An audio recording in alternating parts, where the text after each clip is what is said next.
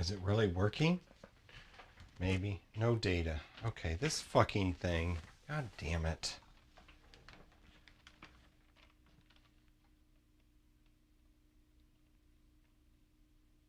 Well, I don't know if we're streaming or not. It says no data. At least I'm recording this. So, oh, now it says excellent connection. Good afternoon, happy Friday. It's time for the DankRC channel update because I kept saying on the title that it would be a channel update. So the last real video that I made was a video about the wonderful and very hard to not crash for me Ranger 2000. I don't want to spoil the videos that I have in progress, but I had a first maiden, which I released a video on. Then there's a second maiden. Something happened on that maiden. So then I have not finished editing that video. Then I had a third maiden, or third flight, I should say, after the repairs of the second flight. Don't let too much out. And that flight went okay, I think. And I landed it and came home all in one piece. Then there was the fourth flight. And the fourth flight, this spar ended up like this after the fourth flight. And that video is also in the editing room. So there will be upcoming episodes of my Ranger 2000 saga. But to make a long story short, this Ranger 2000 has been crashed beyond fixing. At least the fuselage is perfectly fine, but the motor mount, the spar, the wings, the tail feathers, the servo horns, all destroyed. The gimbal in the front, destroyed. So Banggood had a sale. And Banggood had a sale on the Ranger 2000. I think it's still on sale. It's like $90 or $94. It's the lowest price. It went down actually the day after I bought it. Lovely. So I paid like $94, $95. And then it went down to like $90. I think it might be back up to $94. So anyway, here's a piece of the motor mount. I had the 3D printed thicker motor mount on the back here for the Ranger 2000. So upcoming will be more videos about the Volantix Ranger 2000 and my troubles with it. And I would just want to point out that my troubles with the Ranger 2000 really have nothing to do with the Ranger 2000 itself. It has something to do with something I've been doing wrong when I'm building. The first one, the receiver came disconnected. The second crash, I think the receiver came disconnected.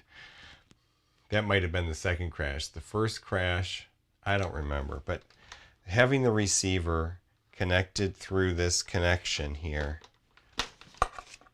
might be an issue.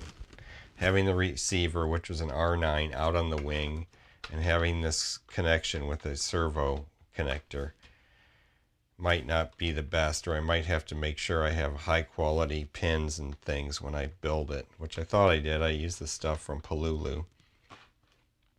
Anyway, that's where I'm at with that. So the Ranger 2000 video, I'm going to do another build, yet another build. I have brand new wings. I bought a brand new Ranger 2000. I'm not going to undo the fuselage or anything. The flight controller is still in there. Everything's still in here. So that's coming up as soon as I get to the editing room.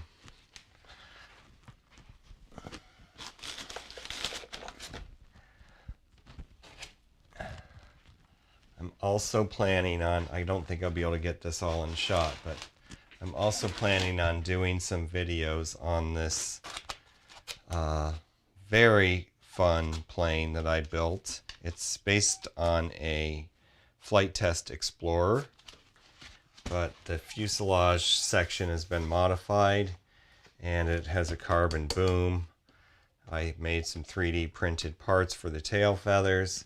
It's got a tail mounted RunCam HD camera mount which is it's all balances out when you have the camera in the tail. So I like the HD view, and I'm planning on releasing some videos of the view from this twin engine plane. It has iNav, it has a F405 flight controller, I believe. Anyway, that's kind of one of my projects I'd like to work on the channel, is get some videos out about this plane. I think there might be some interest about the plane, because it's like kind of half custom and half flight test. It's got the flight test design, like I said, this piece is basically the flight test. The bottom is all flight test.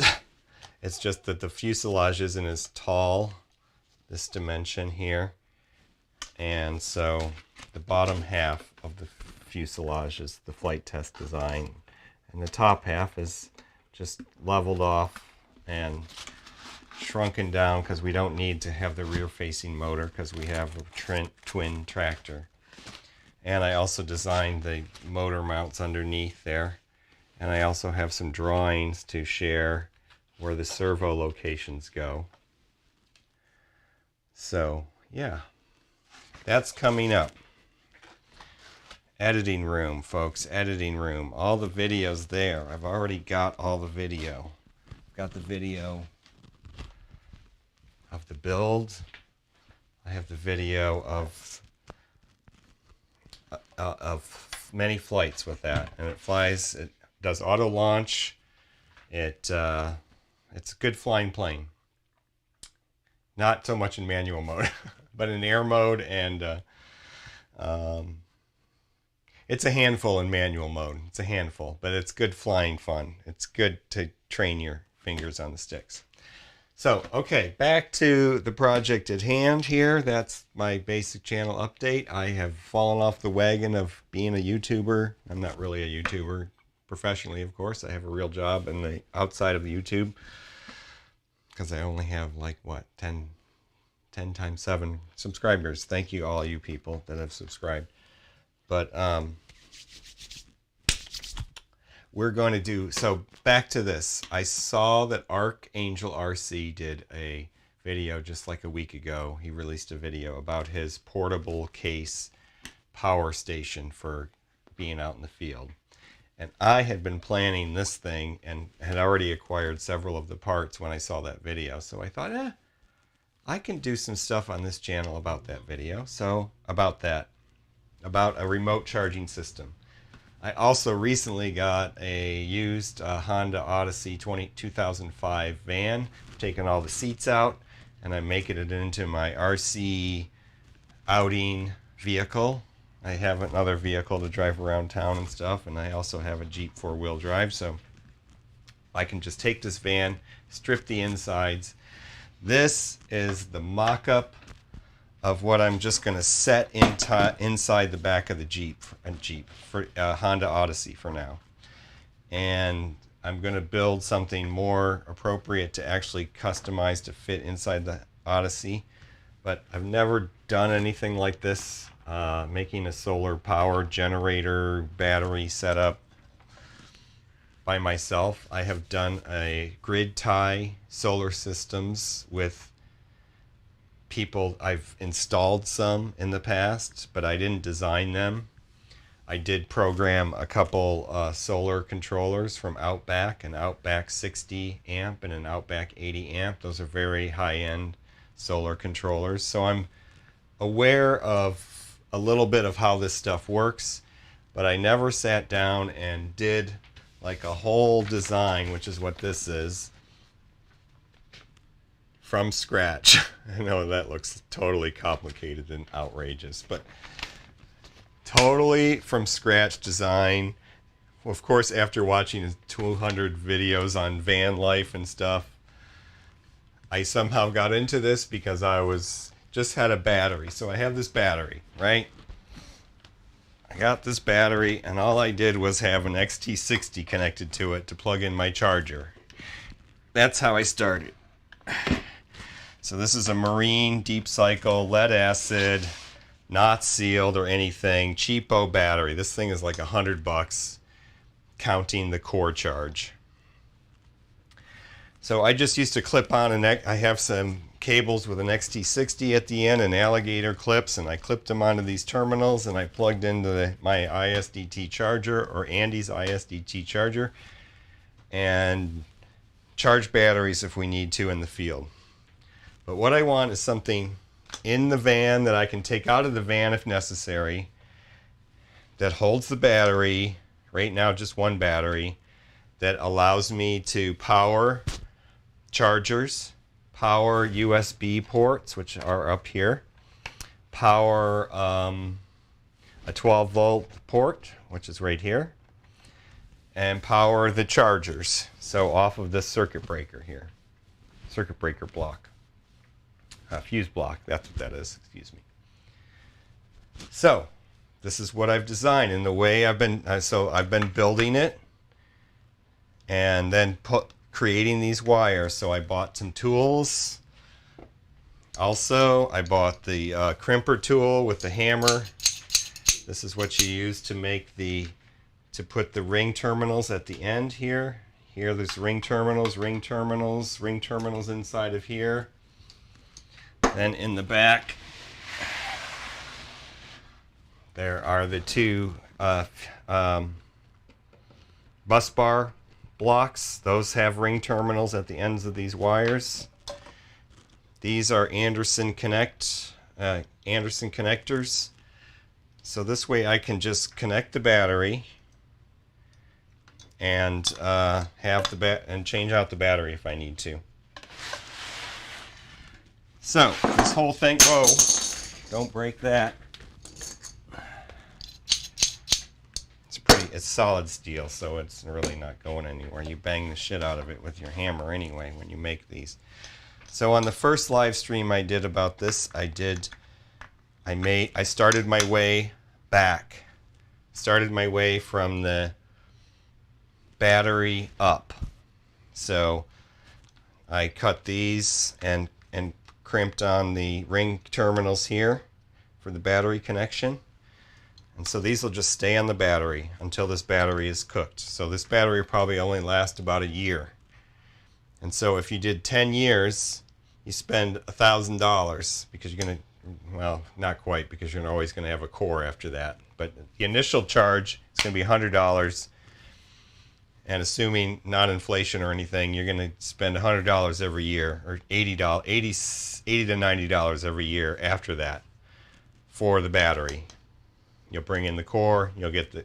Anyway, now you can go with other batteries, AGM, absorbed glass mat batteries. Those are sealed for the most part, although they do have a vent. They're more expensive, so that'll be like 3 to 4 times as much as this. So $300 to $400 for a battery of this capacity, and this is about 140 amp hours. We're really only going to get half of that, 70 amp hours. 70 amp hours out of this. So for that capacity and absorbed glass mat, AGM, you're probably going to pay $400. Then there's the lithium ion batteries. Those are all the rage right now, and they probably will be for some time. They're very expensive. They require battery management system, basically a computer inside the microcontroller setup, or it's almost like it's basically a computer inside the battery box. They're usually made with lithium ion cells that look sort of like bigger 18650s. And they're made with a whole bunch of those, and then the balance leads all connect to the battery management computer inside there. And there's also a temperature sensor. And the battery management computer has all these settings like low voltage cutoff and amperage and all this temperature cutoff and all that stuff. Those batteries cost $600 for the super cheap ones, or maybe if you want to DIY and get a bunch of cells and a BMS from AliExpress, you do that. You could get all the parts for like $500 or $600 for a capacity similar to this. It would be probably half the weight of this, or even a quarter to a third to a half the weight, I guess, of this battery. and same size, similar size. You'd have to build your own, of course, if you were DIY. Or you could get like a Battleborn battery or something like a name brand, high end. Those are going to cost you $900 and up. So you can see this is the poor man's charging station, remote power station. And I'm doing the whole summary again, but anyway, that's what I'm doing. So start at the battery. The battery has the connectors. These two connectors connects negative and positive, red and black. They connect to the bus bars in the back. Well, the positive goes first. The positive first goes to the fuse. This is a 100 amp A&L fuse, probably overkill. This whole setup is totally overkill for this battery and the solar panel that I'm going to get. Even the wire thicknesses are overkill, but that means I can go bigger later. So 100 amp fuse. Then we have the battery cutoff switch. It's in the off position now. The battery cutoff switch goes then. So this is the positive route of the positive lead. From the battery, the connection here, through the fuse, through the cutoff switch, back to this red bus bar. That's what this cable is. So all the bus bar positive connections come off the positive bus bar. This connection here is the only one I've got set up so far. And the only one I'm going to need, actually, until I get the solar controller going. So this connection goes to the positive connector connection of this 6-position fuse block. And you can get these fuse blocks with or without the negative bus bar here. I prefer to have the negative bus bar. That's going to make your cabling very clean, I think.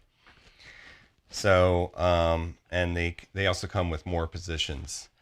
And like again, this is just a trial setup. I wanted to get the 12 position, but I was trying to keep the budget under a certain amount. And every little bit was adding up. So I cut this back down to six position. And that saved me, $25 or so. 15 to I can't remember. This is an off-brand Chinese copy of the name brand ones. The name brand one, like Blue Sea, I think it is, would cost $40, and this was like $17. So they have little lights to show you when the fuse is out. So you can find out which fuse is not, which fuse has been blown. So what's going to happen? So positive goes to here. This negative also just goes to the negative bus bar, and the negative bus bar connection is here to the battery. That's all we have for the negative so far, the negative side. And so what's going to happen is we're going to feed a switch, this switch probably, for the 12 volt from one of these fuses. We're going to feed these two USB, they're both dual USB, from another fuse, another 20 amp fuse. So this will be like a 20 amp. These will be 20 amp because we've got we've got 4 amps and maybe 8 to 10 amps on this So this is a QC 3.0 quick charger. This one is just the regular USB 2.4 amps per port. This one is QC 3.0, quick charge 3.0, 2 ports.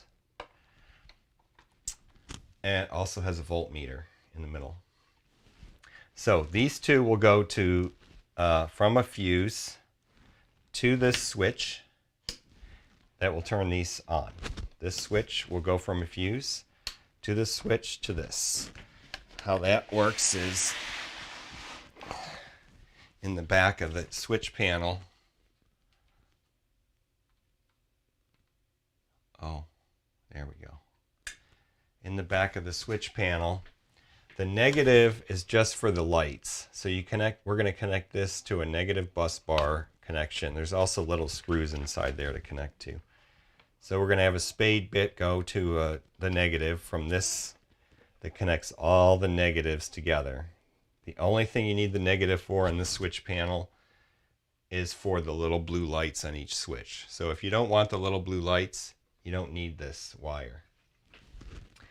The red wire was connecting them all together. I have taken one off. And so we're going to have one of the fuses go to the center terminal. And then when the switch is on, the power will go to this and both of these. So this wire is going to power both of these USB ports. And then as I get wiring for the rest of these switches, I'm going to take this red thing off, because this is just came with it and I won't use this. Hope that makes sense. Probably clear as mud, but oh yeah, we're going to widen out now again. So that's basically where we are. And so today, what we need to build, I'm missing a couple things to make my XT60 connections for the chargers, the battery chargers for flight batteries and quad batteries and stuff like that. And that is the spade bit to, I have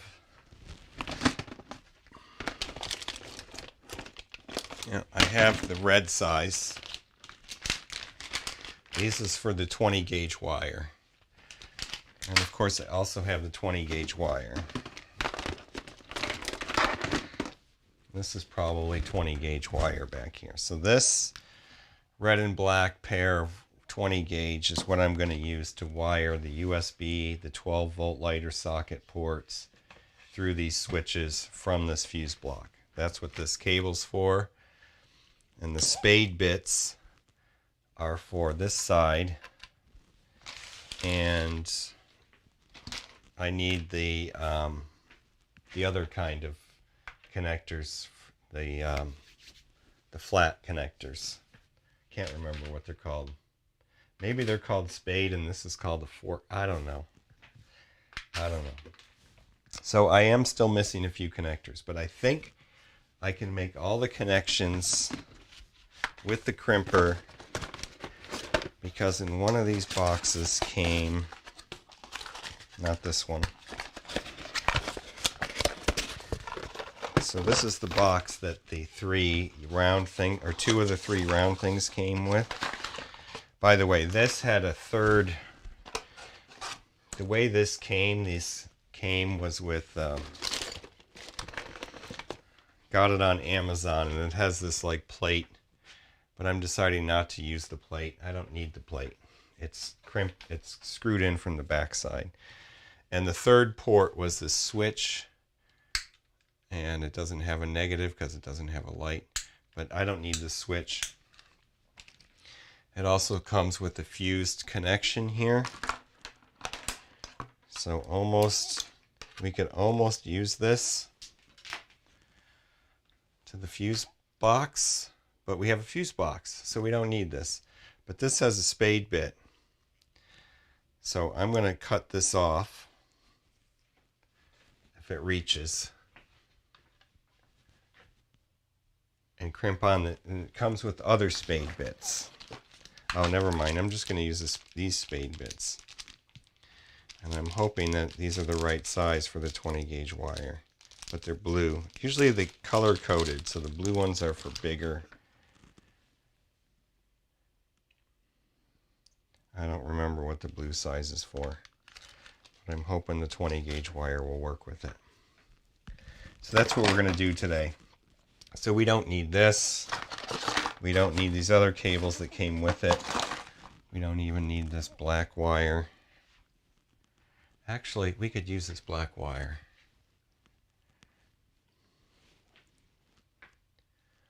We're going to use the black wire too. So let's put on the black wire. Might as well, right? Drop something. Our little spade connectors. So this is how we're going to do this. We'll zoom in a little. I've been really bad with the camera the last couple live streams while I was building this. I'm going to double check with my high mag glasses whether this is negative, and it is. So we're going to put this on here. I hope those are good enough. And this is going to come out. Oh, will it go right? Oh, it's going to come out here and connect to one of these. But really, we're not going to do it like that. We're going to do it so we don't have a bunch of extra wire. Because why? Because extra wire makes extra interference and extra things to catch on and break. Okay, so we're going to cut this off right there. Get my little wire cutters. I should have the other view here. What is it, number 1? No. No, yeah. Nope. I can't find number 4. Was it 4?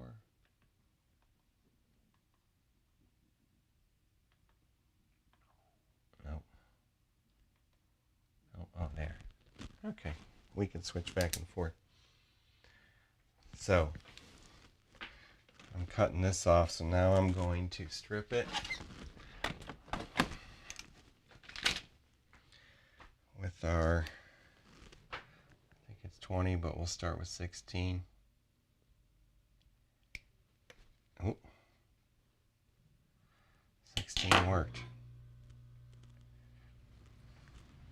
Okay, so now we're going to try this crimper. So let's go back and I'll show you what I've got here. I've got this came on Amazon, and it was recommended by the DIY solar guy, and I can't remember the name of his channel. I'll have to try to remember to put it in the description. So yes, of course, to all this stuff, YouTube University, folks. I'm a flunky of YouTube University. Okay, so let's check out our new tool. Oh, there's a staple on the top too.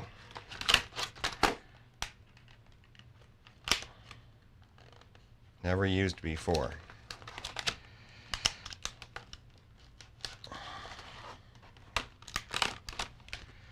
Okay, so let's take this apart. Get rid of these staples before I step on them. Okay, so this has a blue, doesn't even smell all industrial either. Has a blue, a red, and a yellow slot. And I'm going to take the blue connector and put it in the blue hole in there. Never done this before with this type of crimper, but let's turn it around so we can see what we're doing on the live stream. I'm going to take the battery off of here. That's why I wanted quick disconnect for the battery. So all I have to do is plug in these 2 Anderson plugs. Okay. So here's what we're going to do. We've stripped this. Let me get my glasses. Oh, this is the wrong connector. Good thing I didn't put that on there. Strip this. And now we're going to see if that goes in there. Oh.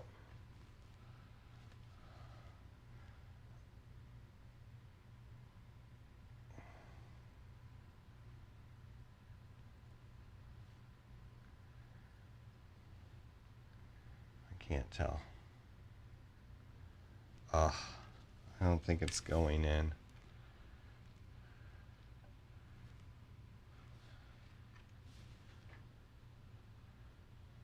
think these are too small for this. I should have gotten both sizes. I was just trying to keep under my budget. And that's a whole nother, that's another topic of how much this all costs. Let's try twisting as we go.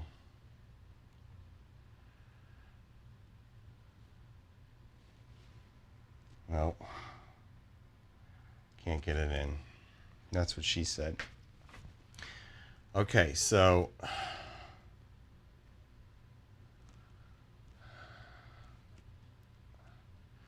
don't think this is going to work, folks. Let me just try it this way to see if it fits.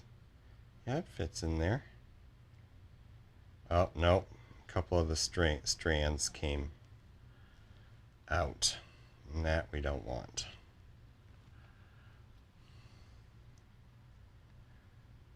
It seems so tiny, though. Oh, I think we got it. Did we get it? No.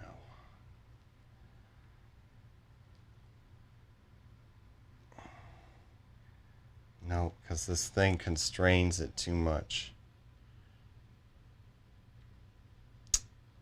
22 to 16. I wonder what gauge this is.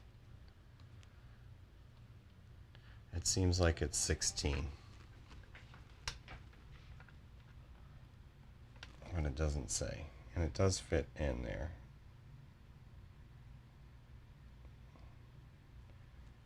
There, I did get it in this way. Alright, let's try it again. Sorry, folks, this is ridiculous. Oh, and what the hell happened to my stream again? Why is it... Stop with the carrot browsing. Don't show this again. No. You stupid frickin' thing. One of my Stream Deck buttons seems to push something that either closes the streaming window or just puts it in the back. 4CB. There it is. Come on, is this it? Oh, nope. Oh, man, every time. Oh, yeah, it is it. Okay. That's so hilarious. All right, so I can't do this. I can't do what I planned on doing. I'm going to look at this cabling here. I planned on doing this, actually. So I planned on using this. But not, this is thicker. I want to use this. These are just for the lights. That's all these are for, lights. 20 gauge. So I shouldn't have untied this because I'm not ready to do that one yet. Shit. Okay, well, there you go, folks. I can't do this with these connectors. I need a different set. And I don't seem to have any. I know I do somewhere, but I didn't buy them for this project. And they're in one of my parts drawers somewhere. So, can't connect this. Can't connect the positive because I don't have... Oh, but we could do... Let's do the negative of this. Okay, so one thing I have to do... I think we could do the 20 gauge wire for that. One thing I have to do is connect the negative wire here to the bus bar. So, how are we going to do that? We are going to do that by soldering something on there. So we're going to do that this way.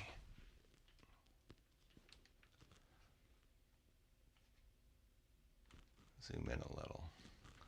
This negative wire is going to go to the bus bar. Right there somewhere. Okay, so how are we going to do that? We're going to have some of this black wire. We're going to use this.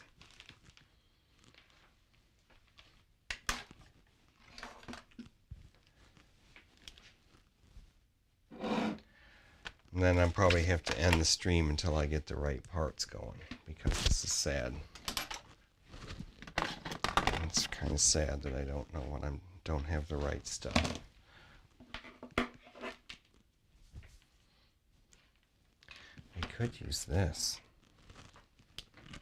Will that fit under there?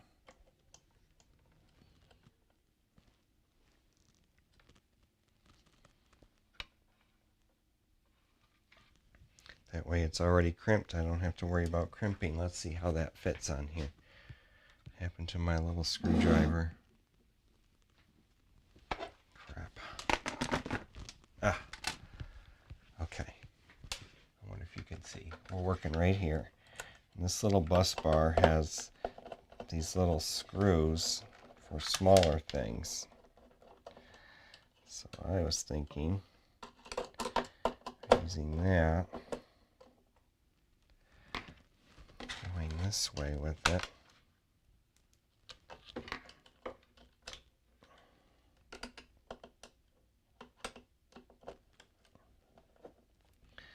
So it goes out there.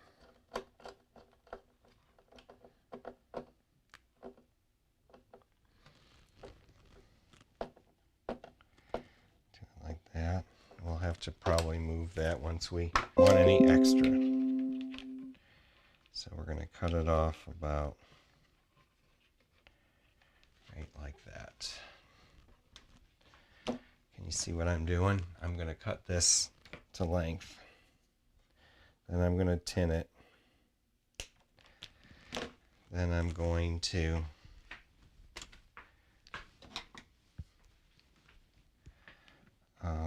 okay, so let's fire up the soldering iron. Now we got to clean up our work area again.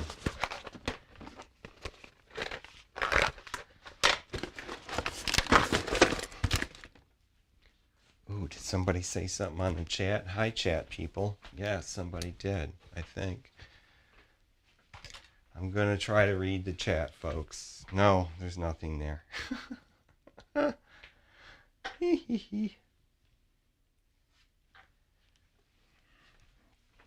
I don't really know if any peeps out there are really watching or not. Doesn't matter. You could watch it later. So we're going to put this over here. And get some little bits of water on our sponge.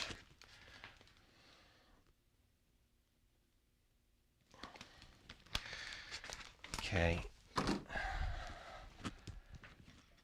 Get some sponge action going there. Got a little too much water, probably. It's always too much water. These little things came out of my sponge, and I don't guess it's supposed to do that, but okay. I always stick them back in. This is the genuine Hacko sponge. This little sponge costs $8. And the only place I seem to be able to find it is SRA Solder, I think, has it, and Amazon. Okay, so here we go. We're going to strip this. We're going to turn the soldering iron on. We're going to move this back a little bit. Put this over here. Get rid of this. Oh, what a mess now.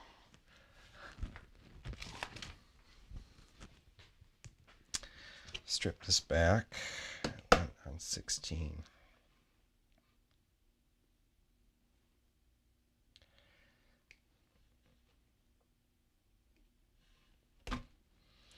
Get some heat shrink. Harbor Freight. I always buy these little guys from Harbor Freight. That's probably going to be too small. This one.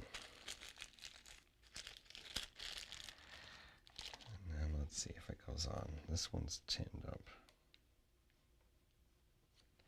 It's going to be kind of tight. I'm going to go for the next size up.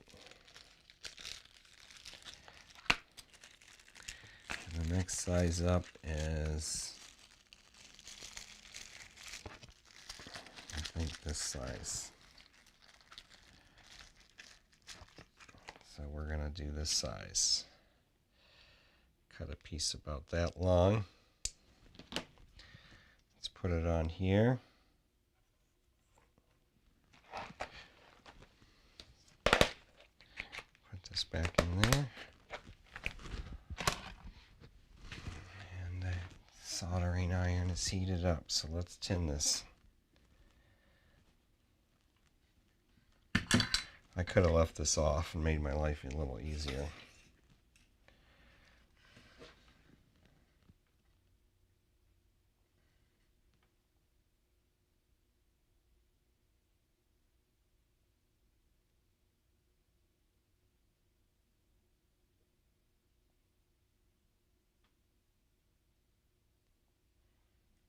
Okay, tinned. Now I got to stick them together.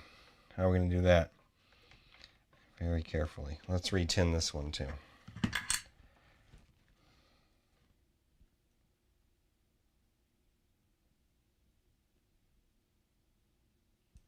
Okay, that's re-tinned a little.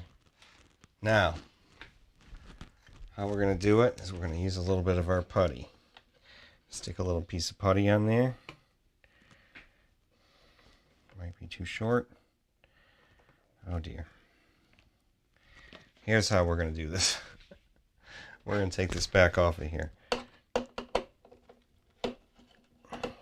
Then we're going to solder it. Oh, come on. Don't fail me now. Don't fail me now, screw. Oh, it's stuck in there. Crap. Got stuck in there somehow. That's crazy. The lock washer. Oh, there we go. We've rescued it. Let's hope we can rescue it further again. Okay, so now let's put this on a piece of putty right over here. Can you guys see what I'm doing? Let's go down here a little. Yeah, you can see. So now we're going to put this right like that. Got the heat shrink on there. And I'm going to go like this. And I'm left-handed, so I got to go this way. And I'm going to get some solder on my tip. And I'm just going to do this.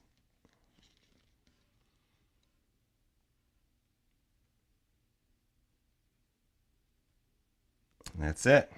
They're joined together.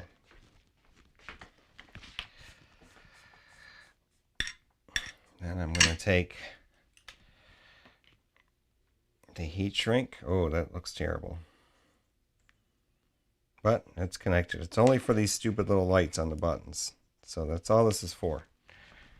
Take the heat gun.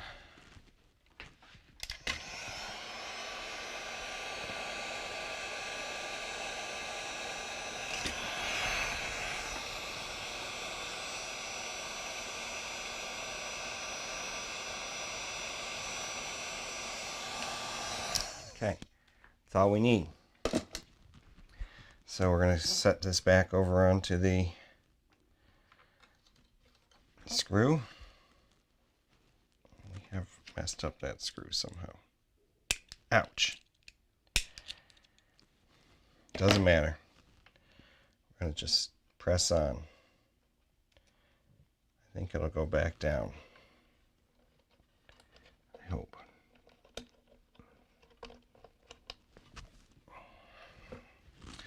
Screwdriver.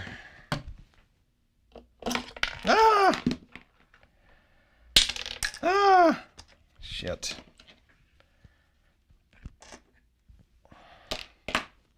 Okay. Let's try this again. We have messed up the screw. The little lock washer is like stuck in the middle of the screw thread somehow. Okay, there it goes. There it goes.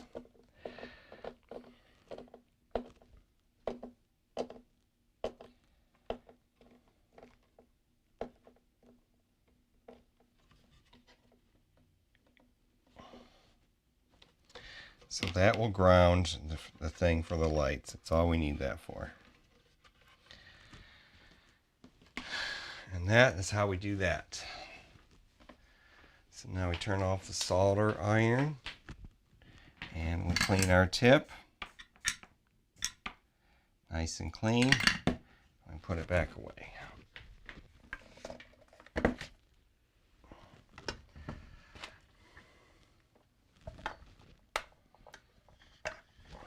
we'll put the soldering station back away.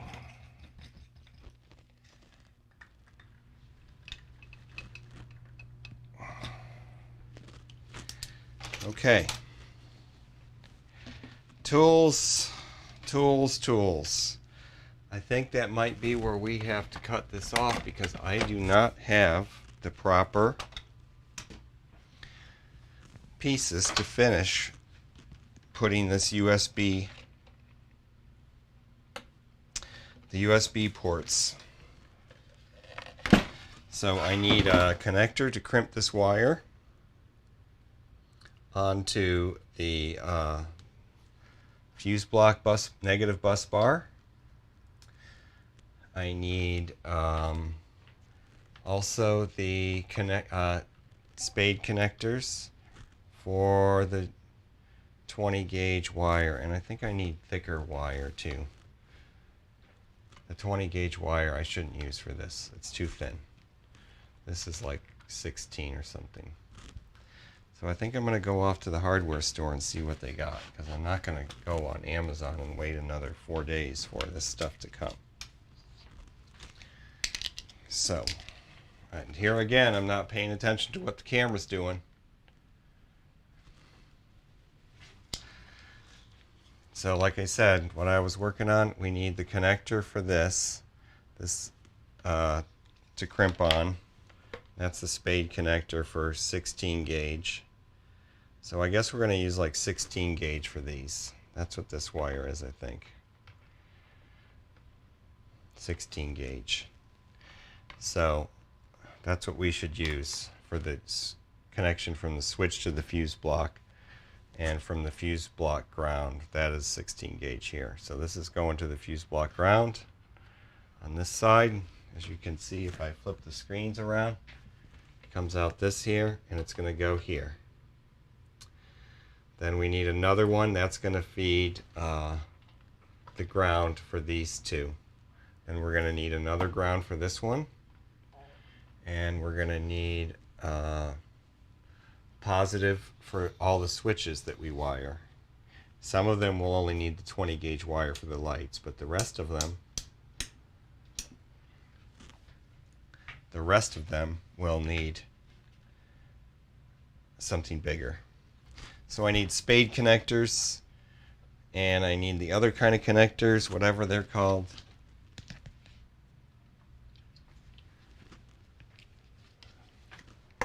Let's make sure this still fits back on.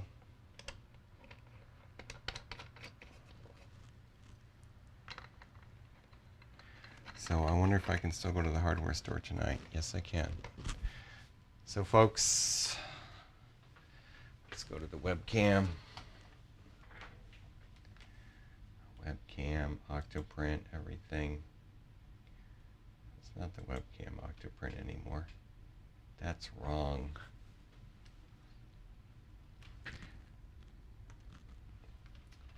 So folks, we're going to cut the stream off now, and we'll be back for part 5 eventually, because there's part 5 coming and we need to do part 5. So thanks for watching, and I really appreciate you coming around for this stream, and we'll be back for more.